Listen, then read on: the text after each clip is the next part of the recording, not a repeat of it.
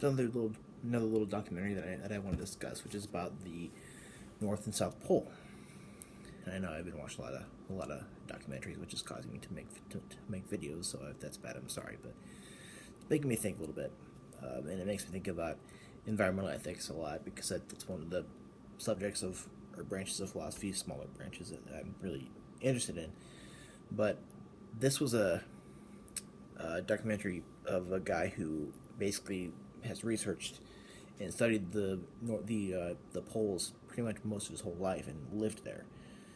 And he was talking about the melting of the South Pole and how that big huge piece of ice that there's not really any land there. It's just all ice. It's ice and a huge glacier basically. And he's talking about how since like the past 5 years that has declined a ton. How that there's been a big chunk of it that has melted, and as to how, and also the Arctic, the North Pole is also another thing that is melting a lot, and that's a big issue for polar bears themselves too.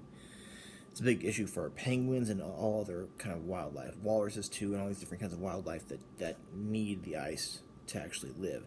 Polar bears do a lot. Polar bears are one of the only animals that if they saw a human they would attack it, and that's mainly because they don't get that much food. Occasionally they will find a spot that is a little hole in the ice and try to catch a seal or a beluga whale or something like that. But an adult polar bear can go a very long time without feeding. However, if the polar bear has cubs, those cubs cannot go very long without food. So that mom has to find food somewhere, and the melting Arctic is really not helping that whole thing. It's causing a lot of the ice to. I mean, basically, climate change, and climate change is a result of our actions, human actions, and that's our fault. It is our fault because of pollutants and again the hole in the ozone layer, which is because of pollutants, and that's another big issue. And I've been kind of thinking about this as to how there should be more concern for that, as to how it can kind of move things in the other direction by possibly illegalizing certain chemicals or pollutants and changing how we do things. And I guess the reason why that hasn't happened yet is because of what I call the dominant worldview, which is that the humans on this earth use the resources on this earth as a means to our own ends. And one basically bad thing about the North and South Poles basically melting is, for one, a lot of the lower lying islands will be flooded. A lot of coastlines will be flooded. This can be a good thing for people who want to drill, which is I think is bad and stupid, because I think that's because that ice on the Arctic basically melting off gives them room to drill for oil, which I think is stupid because all the countries, USA being a big one, are trying to prevent us from running out of oil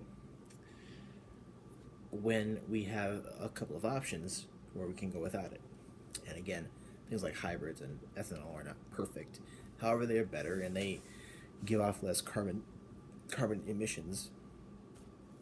And carbon fuel emissions from cars are a big pollutant, and that is a big reason why there's climate change, and why there is basically global warming, and that's why the